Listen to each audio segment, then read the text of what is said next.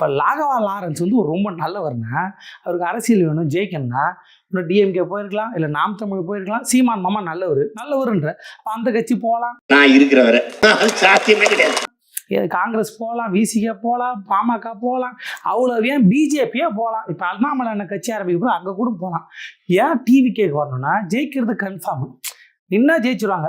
பார்க்குற சுச்சுவேஷனை பார்க்குறது 108 சீட்டு ஜெயிச்சிட்டாங்க. இப்போ சிஎம் அவர் தான். ஆப்வியஸ்லி அவங்க தான் ஜெயிக்கிறதுக்கான சான்ஸ் இருக்குது. தெரியல, மக்களுக்கு அறிவு வாய்ப்பு இல்லை. இதுதான் நிஜம், இது தெரியும். அந்த தைரியத்தில் தான் சொல்கிறேன், அதெல்லாம் நடக்க வாய்ப்பே இல்லை. அதனால் ஜெயிக்கிறது கன்ஃபார்ம்னு சிச்சுவேஷனை யூஸ் பண்ணுறான். எந்த அளவுக்கு விஸ்வாசின்னு ரஜினி சாரை பாராட்டி வளர்ந்தவன் ரஜினி சாரை போட்டு திட்டுனாங்க. ஒரு வார்த்தை கூட கேட்கல. அதுக்கு பதில் அவங்க கட்சியில் போய் சேர்ந்துட்டான் மனுஷன். இவன் தான் ஏன் விஸ்வாசி, இவன் தான் ஏன் நல்லவன், இவன் தான் ஏன் நேர்மையானவன். இந்த உலகம் எதெல்லாம் நமக்கு காமிச்சு கொடுக்குது. ஒரு மனுஷன் ரொம்ப நல்லவன் அப்படியே என்ன சொல்றது,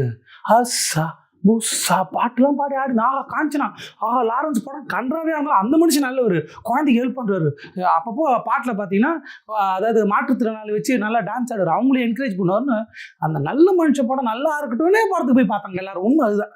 இப்பதான் தெரியுது சந்தர்ப்பவாதி. நீ யாரெல்லாம் நல்லா இருக்கிறாங்களோ அங்கே போய் ஒட்டிக்கிறது. கேவலமா இல்லையான்னு வெளியே கேட்குறேன், நான் கேட்க மாட்டேன். ஏன்னா எல்லாரும் ஆயிட்ட பிறகு இவரை மட்டும் எப்படி